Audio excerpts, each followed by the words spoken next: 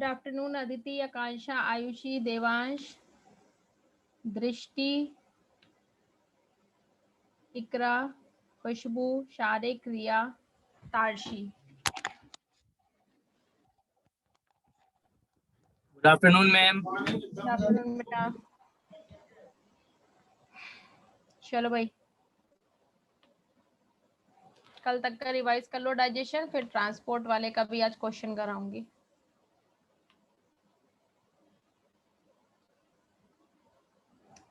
Digestion is only a biochemical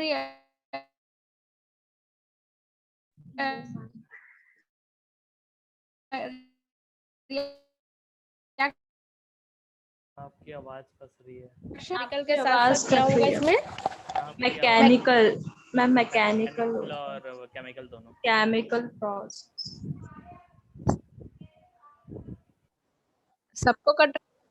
सबको आवाज cut रही है?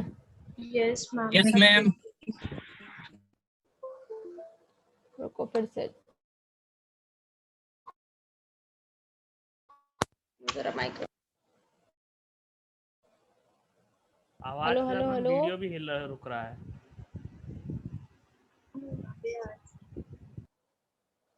मेरा तो वाईफाई सही चल रहा है।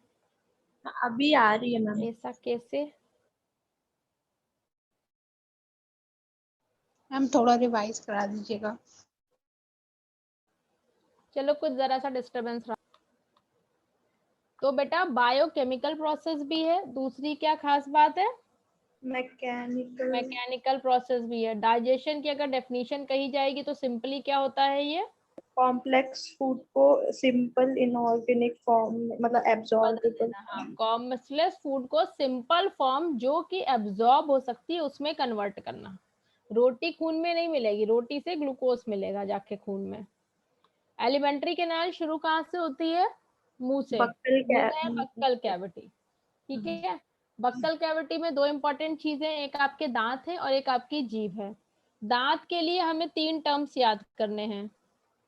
थैकोडोंट, डाइफियोडोंट और एक होता है हेटेरोडोंट बेटा। ठीक है। डाइफायोडोंट क्यों कहते हैं? क्योंकि हम 2 बार डेसिडुअस दांत आते हैं। पहले वाला जो गिर जाते हैं, पतझड़। पतझड़ क्या होता है? डेसिडुअस एंड और वो परमानेंट। ठीक है।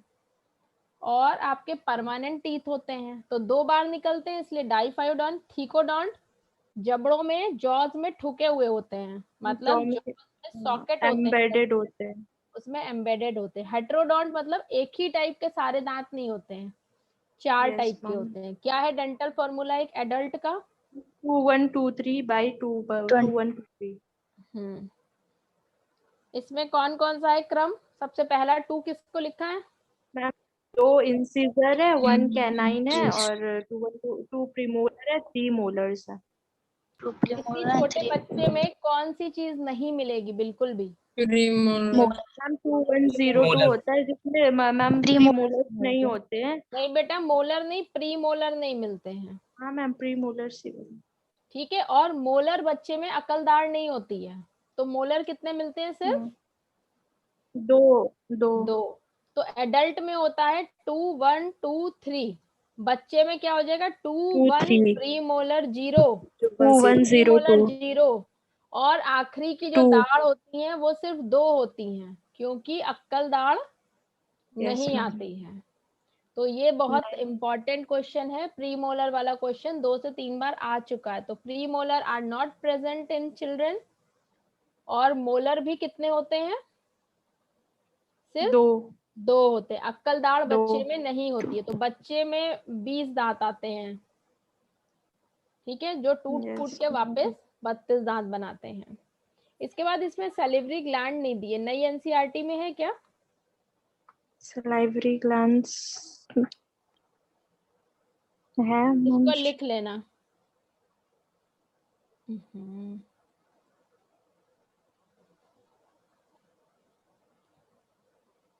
भूतिया स्केलेटन है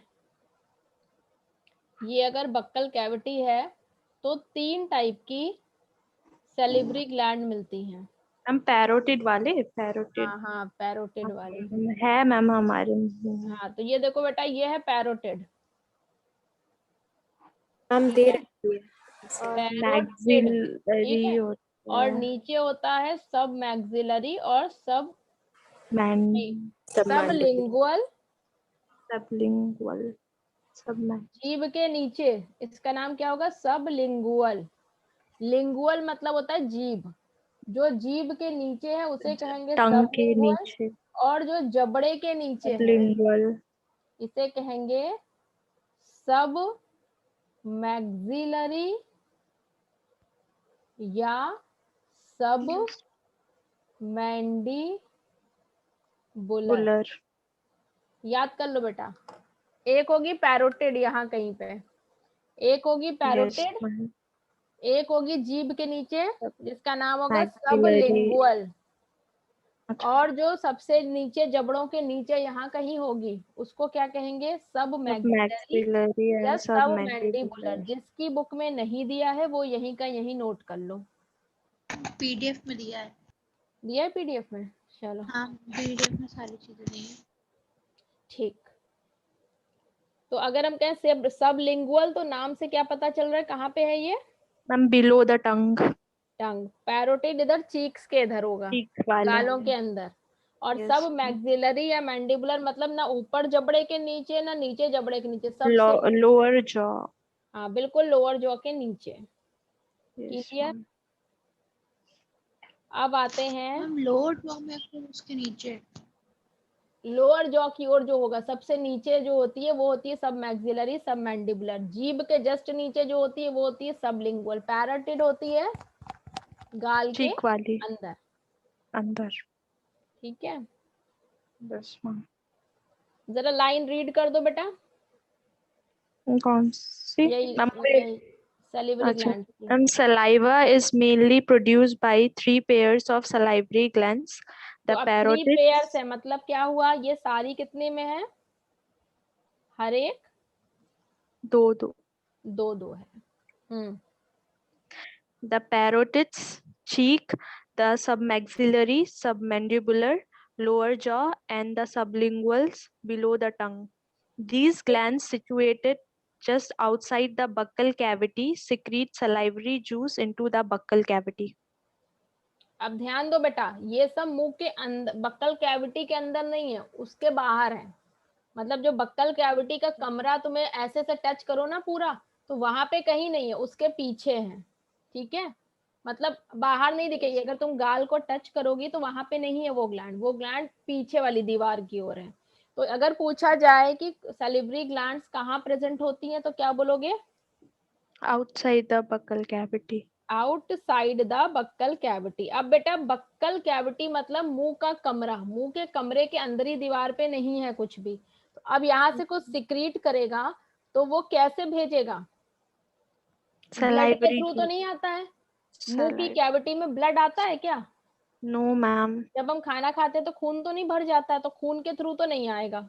यानी कुछ डक्ट्स हैं, Salivary हर एक में क्या है? ऐसे ducts. ऐसे डक्ट्स बनी हुई है। तो जो डक्ट के थ्रू आता है वैसी ग्लैंड्स को क्या कहते हैं? एक्सोक्राइन की एंडोक्राइन? Ma'am, exocrine. तो Exocrine. आपकी ये जो सैलिवरी ग्लैंड है ये कौन सी ग्लैंड है? Exocrine. एक्सोक्राइन ग्लैंड है। दूसरी बात, कल हम लोग स्ट्रक्चरल वाला जब चैप्टर देख रहे थे तो सैलिवरी ग्लैंड सिंपल ग्लैंड थी, यूनिसेलुलर की multi cellular? Multi cellular. Multi cellular. तो अब ये सब पॉइंट तुम्हें इकट्ठे लिख लेने हैं। कौन Yes, कौन ma'am. से? कि ये आउटसाइड द बक्कल कैविटी है, एक्सोक्राइन ग्लैंड है क्योंकि डक्ट्स के थ्रू मुंह में सलाइवा खुलता है, ब्लड के थ्रू नहीं। हार्मोन्स में क्या होता है वो डायरेक्ट ब्लड में आ जाते हैं, ये क्या है? Yes, ma'am. Ducts. ग्लैंड के थ्रू आ रहे हैं। Exocrine. एक्सोक्राइन है प्लस मल्टी सेलुलर है। ठीक है, इतनी बातें याद रखना। Yes, ma'am. अब बेटा इसका स्ट्रक्चर बहुत आसान था अगर जिसने ध्यान से सुना होगा। देखो पैरोटिड दिखा रहा है यहाँ पे, देखा? गाल के पीछे यहाँ पे कहीं पे। मुंह में बक्कल कैविटी। हाँ, जीभ किससे जुड़ी होती है बक्कल कैविटी में? जीभ के क्या होते हैं? टेस्ट बड को क्या कहते हैं? पेपिली. पेपिली। ठीक है, खाना पहुंचा फेरिंग्स में, फेरिंग्स से दो रास्ते होते हैं, एक आपके विंड का और एक फूड का। हाँ, तो विंड पाइप के यहाँ पे क्या ढक्कन लगा होता है जिसे कहते हैं एपिग्लॉटिस। एपिग्लॉटिस। ठीक है, ये ढक्कन हो गया बंद, खाना यहाँ से आया आया आया ईसोफेगस में आ गया। ठीक है, ईसोफेगस से जाके किस में खुलेगा? पेट में खुलेगा। ईसोफेगस और पेट के बीच में एक दरवाजा होता था, हमने कल बताया। Gastro-oesophageal sphincter. Gastro oesophageal sphincter, ये एक दरवाजा है। अब ये कहाँ खुलता है? पेट के तीन भाग से बेटा। कार्डियक में खुलता है। हाँ, दिल में खुलता है उसके जाके। फंडस, फंडिक पार्ट ऊपर होता है ये वाला। ये जो यहाँ पे पूरा पार्ट है ये है कार्डियक पार्ट। कार्डियक पार्ट में खुलता है। और आगे छोटी आंत में कौन सा पार्ट खुलेगा? हम पाइलोरिक। पाइलोरिक। लेकिन पाइलोरिक के पास भी एक दरवाजा है, उसका नाम क्या है?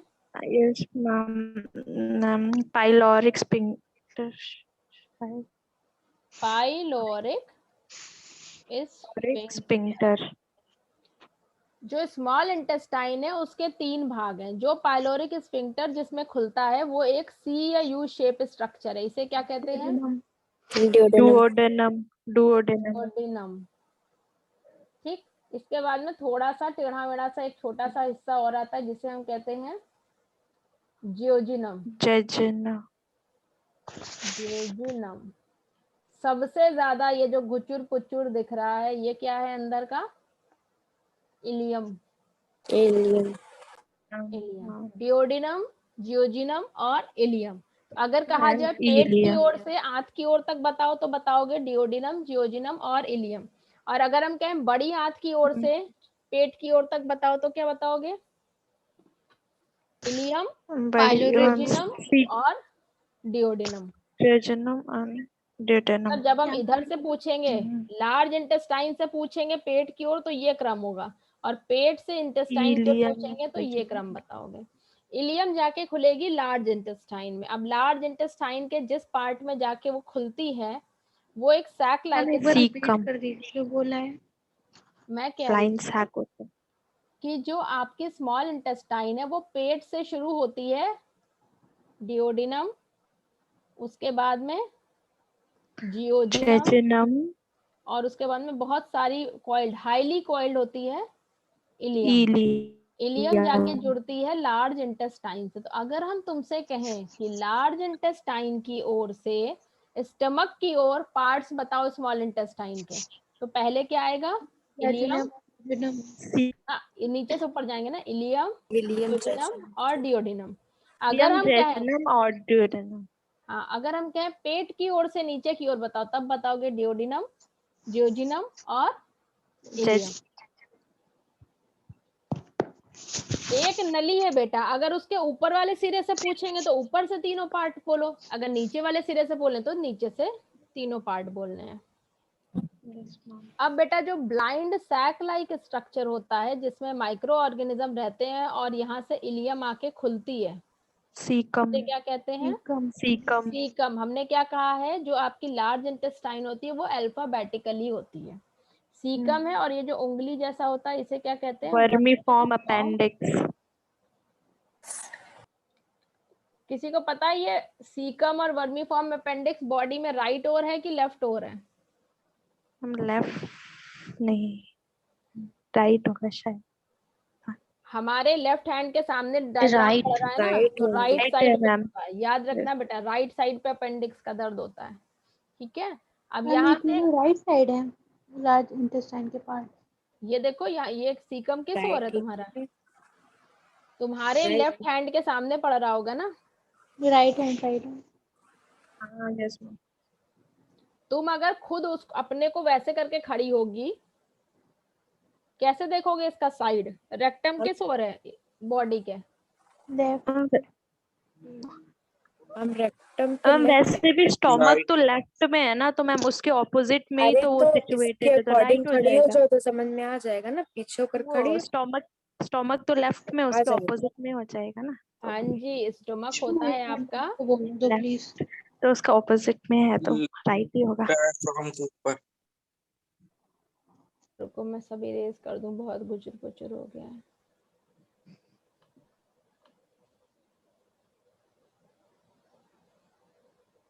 हमेशा कोई भी डायग्राम तुम्हारे सामने अगर बॉडी का बना होता है तो लेफ्ट साइड जो तुम्हारी होता है हाथ, उसके सामने जो भी होता है वो उस फोटो का राइट होता है। राइट होता है। यस ठीक है, स्टमक और रेक्टम लेफ्ट में होते हैं और अपेंडिक्स ये सब किधर होते हैं? Right Right side.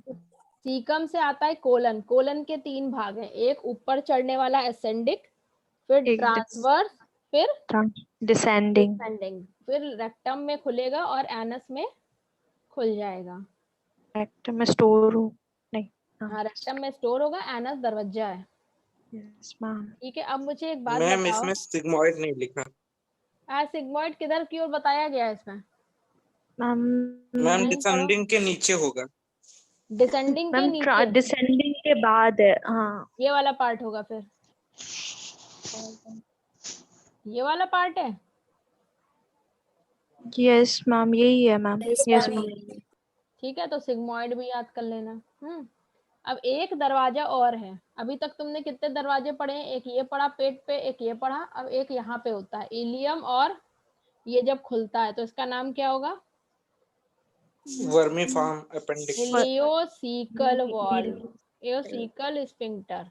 ये मैम कहाँ बेटा पे है? वर्मीफॉर्म अपेंडिक्स ये है जो उंगली जैसा लटका हुआ है, सीकम से निकला हुआ। ये कंफ्यूज मत हो। इधर है। वर्मीफॉर्म अपेंडिक्स से जो निकला रहता है उंगली जैसा, अरे यार यस मैम वो स्मॉल सीकम से। सीकम से जो निकला। निकला रहता है ये है Yes, वर्मीफॉर्म अपेंडिक्स। ठीक है, और Appendix. सीकम में इलियम जहां आके जुड़ती है, यहाँ पे एक दरवाजा बन जाता है, इसको क्या कहोगे? ये है इलियम इलियोसिकल स्फिंक्टर। और ये है सीकम, तो दरवाजे का नाम क्या हो गया? इलियोसिकल। यहाँ पर स्मॉल इंटेस्टाइन खत्म हो रही है मामा। हाँ स्मॉल इंटेस्टाइन अब लार्ज में खुल रही है। Yes, ठीक है, ma'am. सीकम किसका पार्ट है? लार्ज इंटेस्टाइन का। मैम रेक्टम और एनस का क्या रोल है? बेटा आया, अब जितना भी एब्जॉर्ब होने के बाद गंदा सामान बचा हुआ है कोलन से सिग्मोइड से होते हुए रेक्टम में जाके स्टोर हो जाएगा। जब हमें फील होगा कि भाई अब जाके हल्के होना है तो हम लोग उसको एनस से बाहर निकाल देंगे। ठीक है, अब ये बताओ Yes, इतना ma'am. पूरा जो स्ट्रक्चर है मेरे हिसाब से ये इतना कॉम्प्लिकेटेड नहीं है अगर तुम थोड़ा सा इसको ध्यान से पढ़ते हो तो। हाँ मैम। ठीक है ना, सिस्टमैटिकली ma'am. पढ़ना, कोई इसमें डिफिकल्टी नहीं एपिग्लॉटिस का क्या फंक्शन होता है? है। एपिग्लॉटिस बेटा Entry ब्रीदिंग of में food बताए को थे, इतनी बात prevent. भूल गई। Entry of food को जो विंड पाइप में लैरिंग्स होता है ना, लैरिंग्स, ट्रेकिया से ऊपर लैरिंग्स होता है, लैरिंग्स के ऊपर का पार्ट होता है ग्लॉटिस। ग्लॉटिस पे एक दरवाजा होता है एपिग्लॉटिस। तो जब खाना आता है ना तो अगर ये दरवाजा बंद नहीं होगा तो आगे की ओर कौन सा ये पाइप चल रहा है? wind. ट्रैक। विंड पाइप चल रहा है ना, तो सब हाँ Yes, ma'am. बात समझे। उधर पहुंच। आगे की ओर सब में चला जाएगा। ध्यान से सुनो, ये है तुम्हारी बक्कल कैविटी। ठीक है, ये है फेरिंग्स तुम्हारा। फेरिंग्स से 2 रास्ते बन रहे, एक तो ये लैरिंग्स का हो गया, एक हम देखो तुम्हारा ईसोफेगस नीले रंग से पीछे बना रहे हैं, और ये है तुम्हारा ईसोफेगस नीला वाला। खाना यहाँ से आ रहा है बेटा, अगर यहाँ दरवाजा नहीं होगा तो सबसे पहले आगे ही तो मुड़ जाएगा। Yes, ma'am. अब ये ट्रेकिया में अगर खाना घुस जाएगा तो क्या होगा भाई? खांसने खांसी। लगेंगे। खांसी आने खांसी लगती है। इसलिए ये दरवाजा होता है ग्लॉटिस के ऊपर जिसका नाम है Epiglottis. एपिग्लॉटिस। ये दरवाजा ढक्कन को बंद कर देता, तो खाने के लिए ये रास्ता अगर बंद है तो वो चुपचाप कहाँ जाएगा? Phagus. ईसोफेगस में। अच्छा मैम। ठीक है, इसीलिए कहते हैं खाना खाते वक्त बातें नहीं करते हैं। Yes, ma'am. अब जितनी भी ये ट्यूब है ना ऊपर से नीचे तक, इसमें कितनी लेयर्स से बनी है? 3 layers. 4 लेयर्स। अच्छा। सबसे बाहर होती है फिनाइल के लिए सेरोसा। Serosa, serosa. अंदर आएगी सब मस्कुलरिस। मस्कुलरिस बेटा, सब फिर म्यूकोसा। आएगी सब सब म्यूकोसा। म्यूकोसा, और अंदर जहाँ जिस म्यूकोसा। जिस जिस म्यूकोसा लेयर से खाना पूरा टच होके नीचे जाता है उसे क्या कहते हैं? म्यूकोसा। म्यूकोसा बेटा सिरोसा एक सिंपल लेयर है। मैम ये सिरोसा बकल कैविटी की वॉल है ना? ये पूरी वॉल है आपके एलिमेंट्री कैनाल में जितनी है, Elementary पेट canal की, की। इसोफेगस की, ये सब इससे ही बने हैं, 4 लेयर से। ठीक है। सिरोसा जो है वो मीजोथीलियम हाँ होती है। ठीक है। बाहर की, सबसे बाहर की ये पतली सी एक कवरिंग है। इसके अंदर जाते हैं तो मस्कुलर लेयर है। बेटा तुम्हें क्या स्मूथ लगता है, मसल सेल्स। हम इतना खाना डाल रहे हैं पेट में तो उसमें मसल्स होंगे ना, अगर वो बहुत कोमल होता तो फट नहीं जाता पेट, तो मसल्स होते हैं। और बार बार ऐसे से भी तो होता है पेरिस्टालसिस मूवमेंट, जब खाना ऊपर से नीचे Yes. उतरता है तो उसके लिए यस क्या मैम चाहिए? मसल्स की ताकत चाहिए इन नलियों और ऑर्गन्स को। अब मसल्स में हमने तुमको बताया था कि बाहर वाली लेयर खड़ी है कि बैठी है? मैम खड़ी खड़ी है तो उसका नाम है लॉन्गिट्यूडिनल मसल। हम लोग गेट के बाहर खड़े रहते हैं, जब अंदर एंट्री करते हैं तब सब बैठ बैठते हैं। जाते ठीक है, ये बात क्लियर हो गई।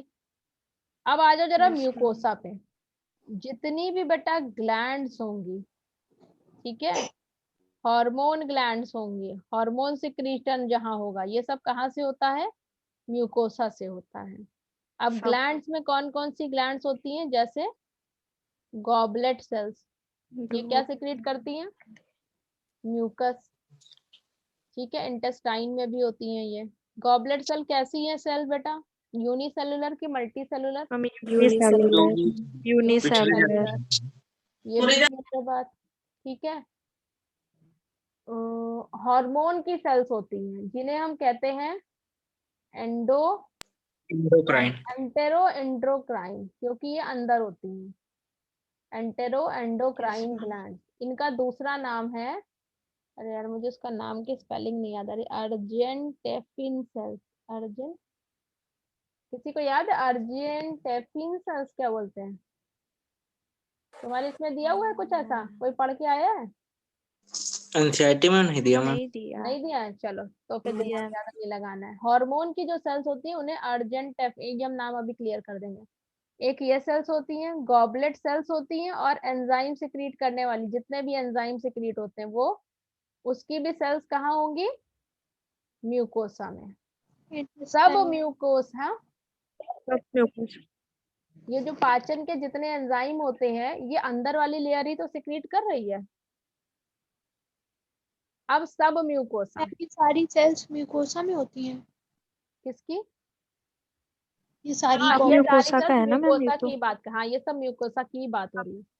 सब म्यूकोसा में सिर्फ सब म्यूकोसा एक ग्लैंड होती है, वो भी इंटेस्टाइन में, सॉरी इंटेस्टाइन नहीं, डिओडिनम में, ये लिख लेना कहीं पे, ये पीडीएफ में शायद हमने दिया होगा। मैम दिया है।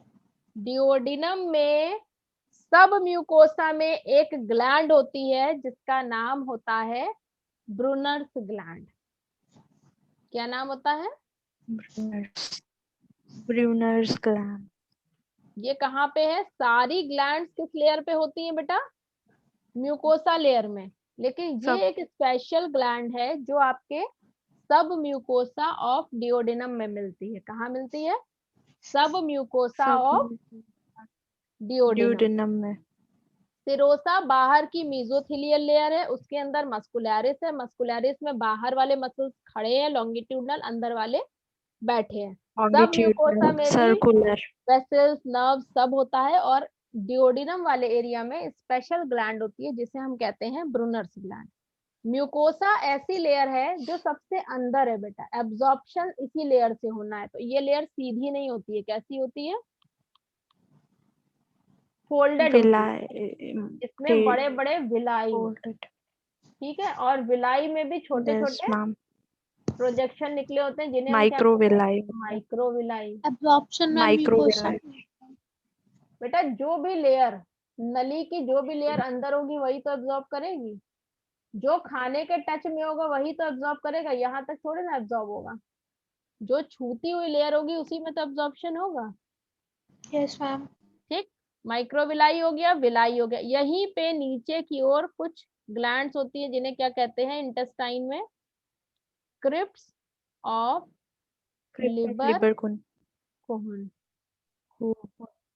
ठीक है, क्रिप्स ऑफ लिबर कोहन, ये भी क्लियर है। याद रखना है villi, microvilli, crypts of Lieberkuhn. अब याद रखना बेटा विलाई और माइक्रोविलाई कहाँ मिल रहे हैं हमको? स्मॉल इंटेस्टाइन में। स्टोमक में एक स्पेशल टाइप की फोल्डिंग मिलती है जिसे हम देखो स्पेलिंग क्या दी है रोग की, RUGUE, RUGAE शायद, रूगे कहते हैं, रूगे। तो अगर कोई पूछे रूगे आर इनफोल्डिंग्स ऑफ, किस लेयर की इनफोल्डिंग्स है? Mucosa. Mucosa in which organ? Stomach. Stomach में जो उंगली जैसे उभार बने होंगे उन्हें क्या कहते हैं? रूगे। क्या कहते हैं? रूगे। रूगे। और अगर इंटेस्टाइन में उंगली जैसे उभार है तो उसे क्या कहोगे? विलाई। विलाई। विलाई में क्या निकले होते हैं? माइक्रोविलाई। विलाई के बेस पे कौन सी स्पेशल सेल्स होती हैं? Crypts of Lieberkuhn. Lieber crypts of Lieberkuhn. हम समझ नहीं आ रहा, कहाँ तक नहीं समझ में आया वो बताओ। ये माइक्रोविलाई वाला मैम क्या बता रही? हमने ये बताया विलाई किसमें बनते हैं? इंटेस्टाइन की अगर स्मॉल बात करोगे, इंटेस्टाइन। इंटेस्टाइन की बात करोगे तो अंदर वाली म्यूकोसा लेयर फोल्डेड होती है, इसे विलाई कहते हैं। और विलाई के अंदर छोटे छोटे माइक्रोविलाई के उभार होते हैं और ये अंदर की ओर धसी धसी सी बनी होती है। और ये जो ऐसे धस जाती है अंदर और अंदर, इसे कहते हैं क्रिप्स ऑफ लिबर। खाई, छोटी छोटी खाई या गड्ढे बन जाते हैं, इन्हें कहते हैं crypts of Lieberkuhn. Microvilli के अंदर विलाई होते हैं ना, और उनके अंदर मैम माइक्रोविलाई के अंदर विलाई होते हैं बेटा। विलाई विलाई बड़ा है, ये जो बड़ी बड़ी उंगलियां दिख रही हैं ये विलाई हैं। इनकी सेल्स में छोटे छोटे प्रोजेक्शंस निकलेंगे, उसे कहोगे माइक्रोविलाई। कौन बड़ा होगा? माइक्रो जिसके नाम के आगे लगा होगा, जिसका नाम सिर्फ विलाई होगा, जिसका नाम विलाई होगा। ठीक है। तो विलाई में है माइक्रोविलाई। और वो अंदर जो घुस घुस के गड्ढे बनाते हैं उन्हें कहते हैं crypts of Lieberkuhn. Mucosa जो होता है गैस्ट्रिक ग्लैंड्स, म्यूकोसा में ही जो पेट की गैस्ट्रिक ग्लैंड्स होती है ना, गैस्ट्रिक ग्लैंड्स जो चीजों को सिक्रीट करती हैं वो किसमें होती है? म्यूकोसा में। तो दिमाग में ये बैठा लो, सारी टाइप की ग्लैंड, सारे सिक्रीशन कहाँ होने हैं आपके? म्यूकोसा से। सब म्यूकोसा में सबसे इंपॉर्टेंट चीज क्या होती है? डिओडिनम में ब्रूनर्स ग्लैंड। ब्रूनर्स, यहाँ देखो ये लिखा हुआ है ना, देखो बेटा इस लाइन के सामने तुरंत लिख लो ब्रूनर्स ग्लैंड। Yes ma'am. तो तुम भूलोगे नहीं। और ये वाला जो पार्ट है ना पैरा, इसको तुम चाहे तो अपनी भाषा में साइड पे लिख लेना, क्योंकि ये पैरा पढ़ने पे गड़बड़ हो जाता है। देखो इरेगुलर फोल्ड, देखो यहाँ तो विलाई कह रहे हैं, स्टमक में क्या कहेंगे? रूगे। इंटेस्टाइन में क्या कहेंगे? विलाई। म्यूकोसा को स्टमक और इंटेस्टाइन के टर्म्स में इस पैरा में बांट दिया गया है, ठीक है। विलाई में ब्रश बॉर्डर की तरह और हो जाएंगे सिरे, जिसे हम कहेंगे माइक्रो। स्टमक की इनफोल्डिंग्स और रूग बोलते हैं। हाँ रूगे बोलते हैं।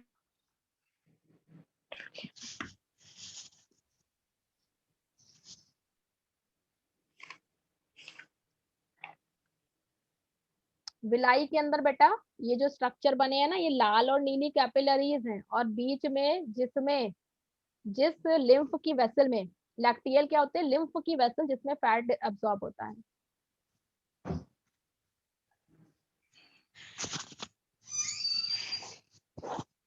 मैम दिया नहीं गया है, अभी आगे दिया मिलेगा ना। है पीडीएफ में नहीं दिया मैम, क्या चीज? लैक्टियल वगैरह के बारे में। बेटा ये अभी वहां आगे आएगा ना जब फैट एब्जॉर्प्शन बताएंगे। डिसॉल्व नहीं, सॉरी लिखना, एब्जॉर्ब होता है। मैम जो आपने पीडीएफ बनाया है उसमें सारी एनसीईआरटी की लाइन है और डायग्राम से, या फिर थोड़े स्किप भी कर दिया है? बेटा उसमें सारे डायग्राम नहीं होंगे, डायग्राम तुम्हें इसी से देखने पड़ेंगे। वो हमने बनाया था जब लास्ट ईयर सर ने ऑनलाइन अपने सेशन देने शुरू किए थे, तो मैंने उनके लिए एक छोटा सारांश टाइप का बनाया था, बाकी वो अपना उसमें ऐड कर लेते थे। लेकिन मोस्ट इम्पॉर्टेंट पॉइंट्स मैंने उसमें डाल दिए थे, क्योंकि ये सर को तुरंत अगले दिन चाहिए होता था और उसमें मुझे 10 इयर्स के क्वेश्चन भी डालने होते थे, तो मैं रातों रात बहुत बहुत बढ़िया नहीं बना पाई हूँ, लेकिन हाँ बहुत सारे टेबल वेबल बना दिए तो याद सारे करने में चैप्टर आसान इसके है। बनाए हैं ना मैम, मॉर्फोलॉजी वगैरह के? सारे चैप्टर्स के नहीं बनाए हैं, 7 चैप्टर के नहीं है मेरे पास में। बना तुम्हारे दीजिएगा सेकंड मैम। बच्चे, अरे चुप रहो, अभी कोर्स पूरा नहीं हो रहा तो मुझे काम बता रही हो। कोर्स पूरा कर लूंगी फिर देखूंगी, समझे। ये सब बनाने में ना मुझे 10-10 घंटे लगते थे। नहीं मैम, उससे जल्दी से हो जाता है, ऐसे बुक हाँ पढ़ते हैं। बना दूंगी, लेकिन मैं लिखित बनाऊंगी हाथ से, फिर तुम लोग उसको अपने हिसाब से लिखते। ये हो गया कि नहीं, आगे बढ़े। Yes, ma'am. रूगे बिलाई, ये दोनों बराबर की चीजें हैं, लेकिन एक पेट में है और एक Uterus, stomach में villi, small हाँ डाइजेस्टिव ग्लैंड। अच्छा हाँ, सलाइवा वाली यहाँ पे थी, ओके वही हम कहे काहे नहीं मुझे मिला था, ये तो तुम्हारा डिस्कस मैंने कर ही दिया है। अब लिवर पे आते हैं बेटा, liver is the largest gland. सबसे इंपॉर्टेंट पॉइंट क्या है, it is the largest gland, ठीक है। 1.2 से 1.5 kg तक है, 1.5 किलो तक का है। अगली बात क्या है, कहाँ पे सिचुएटेड है, एब्डोमिनल कैविटी में, डायाफ्राम के नीचे। ध्यान रखना बेटा, स्टमक कहाँ है, Ma'am, up डायाफ्राम के अपर लेफ्ट साइड में ऊपर, या upper bottom left side में, ऊपर, ठीक है। और लिवर कहाँ है, इसके नीचे में। इसके कितने लोब्स हैं बेटा, 2 लोब्स हैं। लोब है। हर लोब में छोटे छोटे क्या बने हुए हैं, लोब्यूल्स। ठीक है, 2 लोब्स हैं और हर लोब में है लोब्यूल्स। तो इसका यूनिट क्या हुआ, structural unit, Hepatic lobules. Hepatic lobules. ये भी बात क्लियर है, इसमें बहुत ज्यादा लाइन दी नहीं है तो तुम्हें ज्यादा क्वेश्चन बनने भी नहीं है, वैसे भी रिड्यूस सिलेबस है। हाँ भैया, क्या हुआ, functional unit of liver containing hepatic cells arranged in the form of cords. इसके अंदर लोब्यूल में क्या है, बहुत सारी हेपेटिक सेल्स होती हैं जो रस्सियों की तरह, कॉर्ड्स में कॉर्ड्स की तरह चिपकी होती हैं आपस में। किसकी तरह चिपकी होती हैं, ऐसे रस्सियों की तरह बहुत सारी सेल्स चिपकी होती हैं, किसमें, लोब्यूल में। और हर लोब्यूल जिस कवरिंग से ढका होता है उसे कहते हैं, कैप्सूल। ये क्वेश्चन एक बार आया था। लिवर के 2 लोब हैं, हर लोब के अंदर छोटे छोटे लोब्यूल्स हैं। लोब्यूल्स किससे बने हुए हैं, हेपेटिक सेल्स। हेपेटिक सेल्स छितरे हुए नहीं होते हैं, वो एक रस्सी की तरह या कह सकते हैं मोती की माला की तरह कॉर्ड्स में लगे हुए होते हैं। और हर लोब्यूल बाहर से जिससे ढका होता है उसे कहते हैं ग्लिसन्स कैप्सूल। Glisson's capsule. इसका डायग्राम कैसे होगा? कुछ ऐसा होगा बेटा, ये है एक ग्लिसन्स कैप्सूल। अच्छा, किसको कवर कर रखा है इसने, एक लोब्यूल को। और ये छोटी छोटी क्या है, हेपेटिक सेल्स सेल्स हैं। हेपेटिक सेल्स क्या सिक्रिएट करेंगी, बाइल। बाइल। बाइल, अब बाइल बेटा लिवर में सिक्रीट हो रहा है तो कोई नली इसको लेके जाएगी, उस नली का नाम क्या होगा, लिवर से लेके जा रही है, हेपेटिक डक्ट। इसको स्टोर और कॉन्सेंट्रेट, पहले ये पतला होता है, इसको गाढ़ा कौन करता है, अपना गॉल ब्लैडर। तो ये क्वेश्चन बहुत कंफ्यूजिंग होता है, जल्दी में लोग बोल देते हैं gall bladder secretes the bile, लेकिन ऐसा नहीं है। कल अगर ध्यान हो तो मैंने तुम्हें सारी डक्ट्स के नामकरण कराए थे, फिर से करा रहे हैं, ध्यान से सुनना। यहाँ पे कहीं लिवर रहा होगा, ठीक है। लिवर से जो डक्ट्स निकलती हैं, लिवर से जो निकलेंगी उन्हें कहोगे हेपेटिक डक्ट, ठीक है। गॉल ब्लैडर से जो निकली उसे कहेंगे डक्ट ऑफ गॉल ब्लैडर, ठीक है। अब ये किन दोनों से, दोनों को कॉमन एक डक्ट बन गई, इस ये बाइल बनाता है, ये स्टोर करता है। तो अब यहाँ से जाएगा कौन इस कॉमन से होके, बाइल। बाइल को जाना है, इसलिए इसका नाम क्या हो गया, कॉमन कॉमन बाइल डक्ट, ठीक है। कॉमन बाइल डक्ट पैंक्रियाज से होते हुए पैंक्रियाटिक डक्ट में चिपक जाता है। ये देखो पैंक्रियाटिक डक्ट आ रही थी, इसमें ये हरी वाली डक्ट जुड़ गई। अब देखो एक डक्ट लिवर की है, एक पैंक्रियाज की है, तो इस कॉमन डक्ट का नाम क्या होगा? हेपेटोपैंक्रियाटिक डक्ट। अब तुमसे जो क्वेश्चन पूछा जाएगा, हेपेटो पैंक्रियाटिक डक्ट कहाँ खुलती है? अभी कॉमन बाइल डक्ट और पैनक्रियास की डक्ट मिलकर मैम आपने स्टोर पे क्या बोला था? ड्यूडेनम में खुलती है। हाँ, डिओडिनम में खुलती है। क्या बेटा? मैम आपने स्टोर करके कुछ बोला था, अभी क्या बोला था? हमने ये बोला था बनाता लिवर है, स्टोर करता गॉल ब्लैडर है। और दोनों चीजों में किस चीज के बारे में बात हो रही है? सिक्रीशन और स्टोरेज किसकी बात हो रही है? बाइल की हो रही है ना? तो देखो लिवर की डक्ट का नाम हिपैटिक डक्ट, गॉल ब्लैडर की डक्ट का नाम डक्ट फ्रॉम गॉल ब्लैडर, लेकिन दोनों क्या लेके आ रही है? बाइल। तो दोनों मिलके एक कॉमन बाइल डक्ट बना देंगे। और पैंक्रियाज की डक्ट और कॉमन बाइल डक्ट ये होके कहाँ से आ रही है? लिवर से। ये दोनों मिलके जो कॉमन डक्ट बनाएंगे उसका नाम होगा हिपैटो पैंक्रियाटिक डक्ट। ये खुली कहाँ पे आके? ये देखो डिओडिनम में। डिओडिनम में एक दरवाजा होता है, इस दरवाजे का नाम होता है, ये क्वेश्चन कई बार पूछा गया है, स्फिंक्टर ऑफ ऑड्डाई। हाँ, तो कितने दरवाजे हो गए भाई? चार हो गए। हाँ, 4। 2 पेट में हो गए, एक इलियोसिकल और एक ये। अब इनके नाम में कंफ्यूज नहीं होना है, जो जहां खुलता है उसी के हिसाब से नाम होता है। ओडाई समझ लो डिओडिनम का उल्टा पलटा नाम है, ठीक है? ये डक्ट क्लियर है? लिवर के 2 लोब्स होते हैं, हर लोब में छोटे छोटे लोब्यूल होते हैं। लोब्यूल के अंदर क्या होते हैं? Hepatic sales. हिपैटिक सेल्स बिखरे नहीं होते हैं, रस्सियों या मोती के माला की तरह जुड़े होते हैं। एक लोब्यूल की जो कवरिंग होती है उसे हम क्या कहते हैं? Licence capsule. तो अगर कहा जाए लिवर का स्ट्रक्चरल यूनिट क्या है तो क्या बताओगे? Hepatic lobule. ठीक, यहाँ से सारे लाइनों के क्वेश्चन खत्म हुए। The bile duct and the pancreatic duct open together in the duodenum common hepatopancreatic duct which is guarded by a sphincter known as sphincter of Oddi. अब दूसरी ग्लैंड आती है हमारी पैंक्रियाज। पैंक्रियाज में बेटा दोनों ग्लैंड्स हैं, एक्सोक्राइन भी है और एंडोक्राइन भी। ये कुछ पत्ती के जैसा बना हुआ होता है। यूपी बोर्ड से अगर किसी ने पढ़ा होगा तो उसमें तो बहुत बड़ा बड़ा ये सब बना हुआ है। यस हम लोग मैम। को तो बहुत ही कम कम पढ़ना है। यूपी बोर्ड में बहुत पढ़ाते हैं भाई। ये रमेश गुप्ता और कौन थे भाई? एमपी कौशिक। ये लोग बहुत मोटी बुक लिख दी है। उसकी तुलना में तो तुम्हारी 10, 11, 12 दोनों जोड़ दो तब भी एक बुक नहीं बनेगी।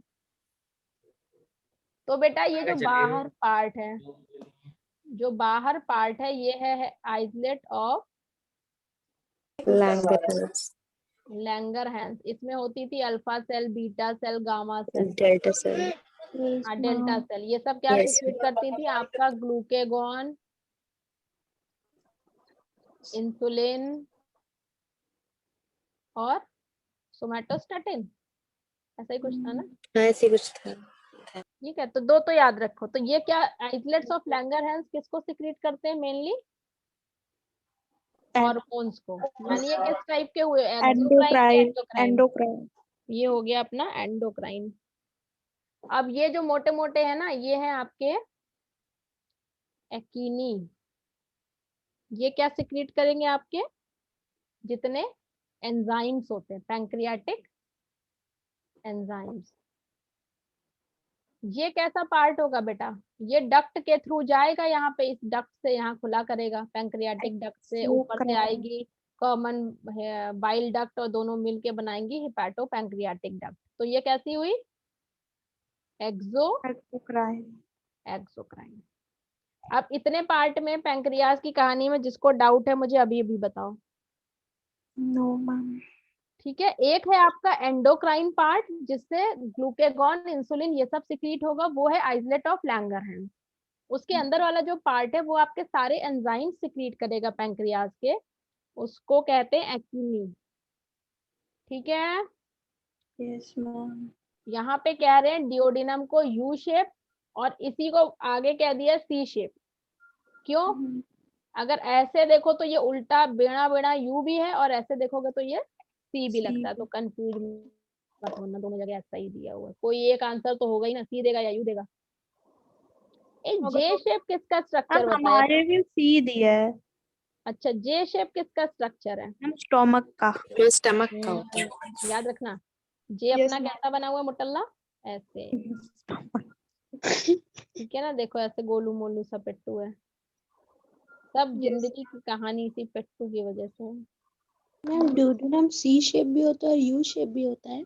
अरे बेटा, अगर तुम इसको मुड़ा हुआ है ऐसे देखोगे तो सी भी लग रहा है, इधर से देखोगे तो यू लग रहा है। ठीक है, तो इसमें कुछ कुछ बुक्स में यू लिखा है, कुछ कुछ में सी लिखा है। अब आते हैं बेटा, आज फूड को डाइजेस्ट करते हैं। इतना टाइम तो तुम्हारा रिवाइज कराने में चला गया, लेकिन आई होप रिवीजन के बाद अब ये पॉइंट क्लियर है अच्छे से। खाना गया मुंह में क्या करेंगे भाई? दांत चबाएंगे। ठीक है, जीभ उसको इधर उधर पटकेगी। फिर इसमें क्या क्या, इतना सलाइवा मिलेगा तो क्या होगा? सलाइवा मिलने से थोड़ा गीला हो जाएगा। अगर खाना गीला नहीं हो, तुमको कुछ सूखा सूखा खाने को दे दें तो लीलने में, मतलब सॉलो करने में मुश्किल लगती है ना। Yes, ma'am. सलाइवा से क्या होता है बेटा? लुब्रिकेटिंग। लुब्रिकेटिंग मतलब चिपचिपाहट आती है और जो फूड के टुकड़े होते हैं वो आपस में चिपक जाते हैं। देखो, तुमने खाया आलू रोटी में लगा के, लेकिन जब तुम उसको थोड़ी देर कूच लेते हो तो क्या निकाल सकते हो आलू और रोटी बाहर? No, ma'am. नहीं ना, क्योंकि वो क्या होता है, चिपक जाता है आपस में। जो भी तुम्हारा कच्चा मच्चा कच्च पच्च करके तुमने खाने का मलीदा बनाया है, इसको क्या कहते हैं? बोलस। बोलस। मुंह के अंदर बना बोलस। अब बोलस कहाँ गिरेगा जाके? बॉल कहाँ गिरेगी खाने की? फेरिंग्स। फेरिंग्स में आएगी बेटा। पहले फेरिंग्स आता है ना, बक्कल कैविटी फेरिंग्स में खुलती है। Yes, फिर यहाँ से विंड पाइप बंद हो जाएगा और आप घुस जाएंगे ईसोफेगस में। तो यहाँ पे फेरिंग्स में गिरेगा, तो किस फॉर्म में गिरेगा? बोलस के फॉर्म में।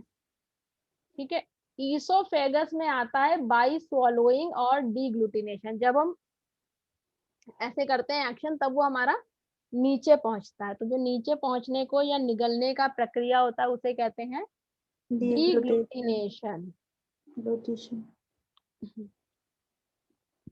फिर धीरे धीरे खाना ईसोफेगस में नीचे उतरता है। ऐसे ऐसे करके ईसोफेगस में लहरें आएंगी। पहले यहाँ का मोटा हुआ, फिर यहाँ का पिच का आगे का मोटा हुआ, तो खाना क्या होता है? धीरे धीरे नीचे खिसक जाता है। तो इस टाइप की मूवमेंट क्या होती है? Peristalsis. Successive waves of muscular contraction. तो इसमें कौन सहायता दे रहा है? जो अपना मस्कुलरिस वाला पार्ट होता है। पेरिस्टाल्सिस के लिए हेल्पफुल कौन सा पार्ट है? मस्कुलरिस। अब भैया खाना नीचे पहुंचा पेट्टू के पास में, तो पेट पे कौन से दरवाजे पे नॉक करेगा? गैस्ट्रोइसोफेगस इंस्पेक्टर से कहेगा भैया खोलो दरवाजा, खाना घुस गया अंदर। अब सलाइवा के बारे में आप बता रहे हैं महाराज, क्या क्या होता है सलाइवा में, ये ध्यान रखना है। इलेक्ट्रोलाइट्स होते हैं बेटा। इलेक्ट्रोलाइट्स होंगे सोडियम क्लोराइड, पोटेशियम कार्बोनेट, या जैसे भी तुम याद कर लो। इसको दो सॉल्ट के फॉर्म में याद कर लो, sodium bicarbonate, potassium chloride. Sodium bicarbonate, इन दोनों को साथ में बोला करो और इन दोनों को साथ में। एंजाइम्स होंगे। एंजाइम्स में बेटा मेनली होता है सलीवरी अमाइलेज। अमाइलेज किस पे एक्ट करेगा? स्टार्च।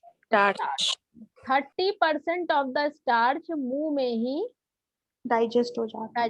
इसीलिए कहते हैं रोटी को ज्यादा देर पूछो तो वो मीठी लगने लगती है। ठीक है, क्योंकि उसका जो आपका स्टार्च है वो डिजोल्व, मतलब टूट टाट के सिंपलर फॉर्म में आ जाता है। और एक होता है लाइसोजाइम, जो भी कीटाणु बैक्टीरिया आ गए उनका यहीं पे ही सफाया हो जाता है। एजेंट की तरह का। तो सबसे पहला जो केमिकल पार्ट है वो कहाँ स्टार्ट हुआ? टूट टाट केमिकली कहाँ स्टार्ट हुई खाने की? मुंह के अंदर। किसकी वजह से स्टार्ट हुई? सलाइवा की वजह से। 30% जितना भी खाने में स्टार्च होगा उसका 30% डिजोल्व हो जाएगा यहीं पे। एंजाइम यहाँ पे पीएच कितना होना चाहिए? 6.8। अभी अल्कलाइन मतलब अभी बिल्कुल वैसा पीएच नहीं है, एसिडिक पीएच नहीं है, 7 के पास में है। किसमें टूटेगा स्टार्च? माल्टोज में। माल्टोज में। लाइसोजाइम क्या करेगा? एंटीबैक्टीरियल एक्शन करेगा। तो तुम्हारे सलाइवा में 3 चीजें मिली तुमको, क्या क्या? Electrolytes and starch. इलेक्ट्रोलाइट्स मिले, स्टार्च का एंजाइम मिला और लाइसोजाइम मिला। और खाने में अब टूट टाट गया। अब खाना कहाँ पहुंचेगा इसोफेगस के बाद में? स्टोमक में। स्टोमक में। भाई ये 3 सेल बहुत इंपॉर्टेंट है, किसी ना किसी फॉर्म में आ जाती हैं, इसे हमें याद करना पड़ेगा। सबसे पहली चीज mucus neck cell. Mucus neck cell का नाम है, तो क्या समझ में आ रहा है क्या सिक्रीट करेगा? म्यूकस। बाकी जगहों पे म्यूकस सिक्रीट करने वाली सेल का क्या नाम था? Goblet cell. पेट में नाम है म्यूकस नेक सेल, ये भी म्यूकोसा में ही होगी। ठीक है, अगला है बेटा Coca Cola Pepsi. Coca Cola Pepsi क्या करते हैं? प्रो एंजाइम सिक्रीट करते हैं। कोका कोला पेप्सी जो है वो प्रो एंजाइम पेप्सिनोजन सिक्रीट करते हैं। इसमें क्या गड़बड़ होती है? पेप्टिक याद रहेगा लेकिन चीफ सेल भूल जाओगे, ऑक्जेंटिक याद आने लगेगा इसके साथ में। तो याद रखो पेप्सी और Coca Cola pro enzyme secrete करते हैं। ठीक है, पेराइटल ऑक्जेंटिक। पेराइटल और ऑक्जेंटिक क्या करते हैं? बहुत इंपॉर्टेंट काम। HCl को सिक्रीट करते हैं और इंट्रिंसिक फैक्टर को सिक्रीट करते हैं, जिसकी वजह से विटामिन B12 एब्जॉर्ब होता है। विटामिन B12 जरूरी होता है आरबीसी के लिए। तो अगर ये अच्छे से एब्जॉर्ब नहीं होगा तो आरबीसी भी कम हो जाएगा, तो रिजल्ट क्या हो जाएगा? आरबीसी काउंट लो हो जाएगा, एनीमिया हो जाएगा। एनीमिया। ठीक है, इसके अलावा ये बेटा आयरन के एब्जॉर्प्शन में भी हेल्प करते हैं। तो इसीलिए अगर पेराइटल सेल गड़बड़ हो जाएंगी, पेराइटल सेल अगर गड़बड़ हो जाएंगी तो क्या प्रॉब्लम हो जाएगी? एनीमिया हो सकता है। तीनों अब तुम्हें याद रखने। Mucus neck cell will secrete mucus. Peptic, Pepsi Coca Cola क्या करेंगे? Pro enzyme. Pepsi Coca Cola enzyme का काम करेंगे। और पेराइटल या ऑक्जेंटिक HCl है, बैल का काम। HCl बैल सिक्रीट करेगा, याद रखना। HCl कौन सिक्रीट करेगा? बैल। ठीक है, इंट्रिंसिक फैक्टर भी यही सिक्रीट करते हैं। इंट्रिंसिक से क्या होता है? B12 एब्जॉर्ब होता है। B12 एब्जॉर्ब नहीं होगा तो आरबीसी में कमी हो जाएगी। और HCl की वजह से आयरन का अच्छा एब्जॉर्प्शन होता है। तो अगर कहा जाए कि HCl नहीं सिक्रीट हो रहा है तो आपके शरीर में एनीमिया तब भी हो जाएगा। ये एक बार एक क्वेश्चन आया था। अब तुम लोग मन में सारे नाम बोलो और देखो किसको याद नहीं हुआ है। पेप्सी कोका कोला कौन करेगा? पेप्टिक और चीफ सेल्स क्या बनाएंगे?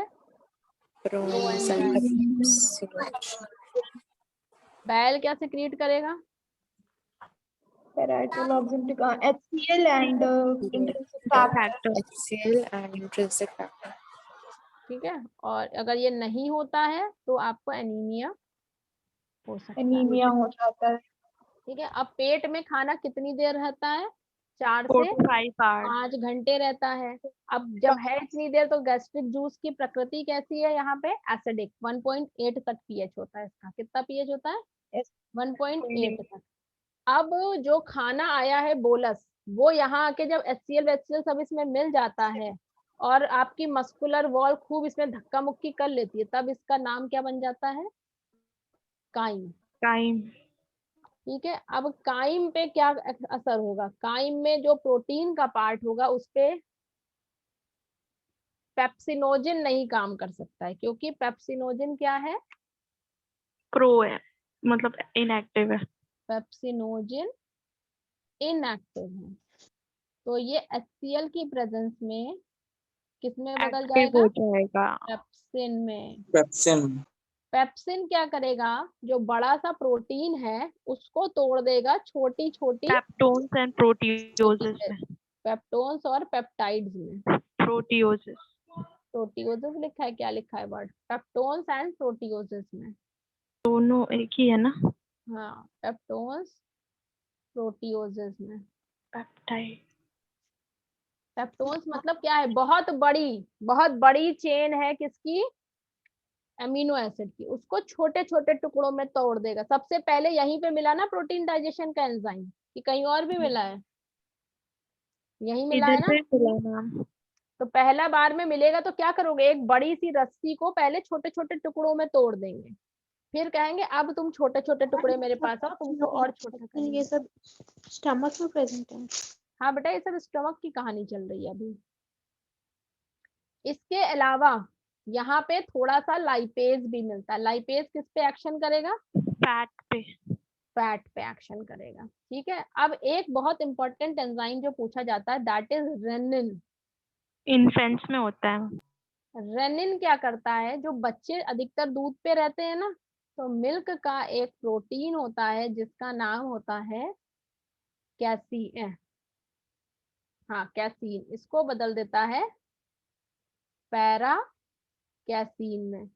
जो पैरा कैसीन होता है इस पे बाद में ये अपना पेप्सिन एक्ट करके तोड़ फोड़ कर देता है। तो अगर देखा जाए तो रेनिन सिर्फ और सिर्फ इन्फेंट्स में मिलता है। इस रेनिन और किडनी वाले रेनिन में क्या फर्क है, किडनी वाले रेनिन की स्पेलिंग होती है RENIN, क्या होती है, RENIN, और इसकी क्या है RENNIN। हाँ, रेनिन क्या करता है? कहाँ पे बेटा, यहाँ पे सर ने भी ये मिल्क क्वेश्चन के, पूछा था। हाँ मिल्क के कैसीन को किसमें तोड़ देता है, पैरा कैसीन में।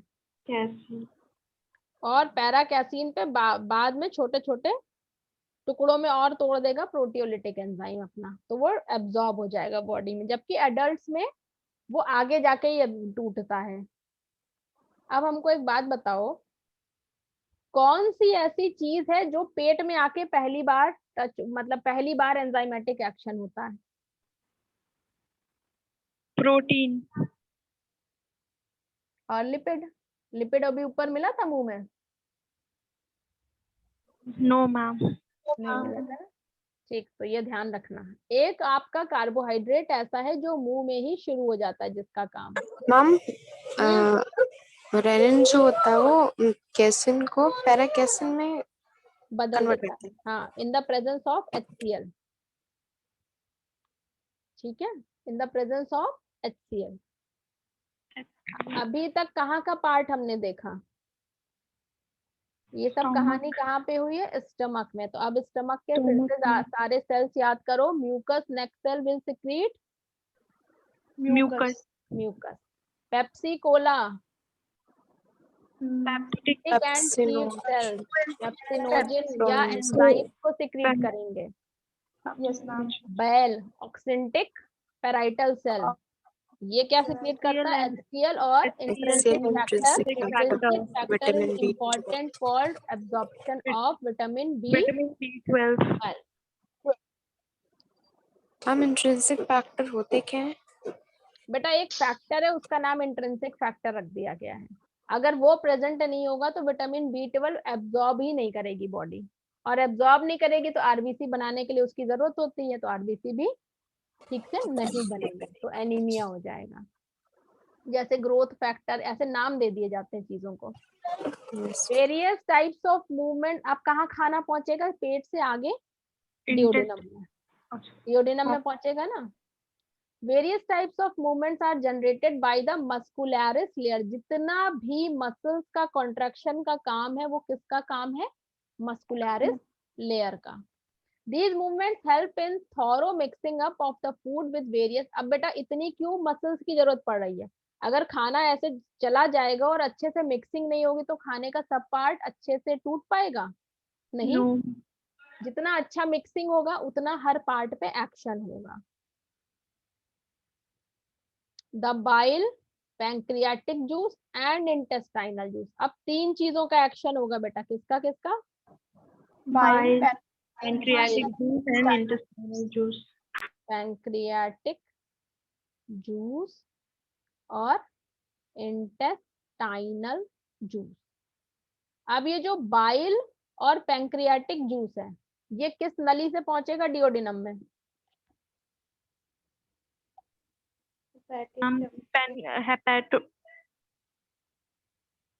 हेपाटो पैंक्रियाटिक डक्ट से। ठीक है। इंटेस्टाइनल जूस जो है वो इंटेस्टाइन की दीवार की जो म्यूकस की सेल्स है ना, उसी से सिक्रीट हो जाएगा। लेकिन ये सब आएगा पैंक्रियाज और बाइल से, ऊपर वाला सामान। ये क्लियर है बात? पैंक्रियाटिक जूस जो होता है इसमें कई एंजाइम होते हैं, इन एंजाइम्स का नाम याद रखना है। तो बेटा जितने भी एंजाइम होंगे वो कितनी चीजों पे एक्शन करते हैं? प्रोटीन पे, लिपिड्स पे, फैट पे और न्यूक्लिक एसिड वाले पार्ट पे। किस पे किस पे? Protein, and nucleic acid. Fat, carbohydrate and nucleic acid. Protein तोड़ना ना थोड़ा टिपिकल काम होता है बेटा।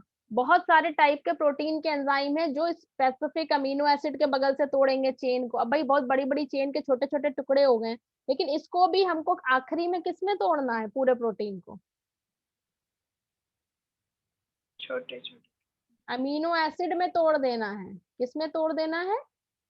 amino acids. Single single amino acids में तोड़ देना है। तो मतलब इसमें बहुत टिपिकल एंजाइम्स यूज होंगे जो किसी स्पेसिफिक बॉन्ड पे काटेंगे। जैसे कोई कहेगा कि हम कार्बोक्सी एंड पे काटेंगे, कार्बोक्सी पेप्टाइडेज हो गए। ठीक है। काइमोट्रिप्सिनोजिन कहेगा कि हम एरोमेटिक के बगल से काटेंगे।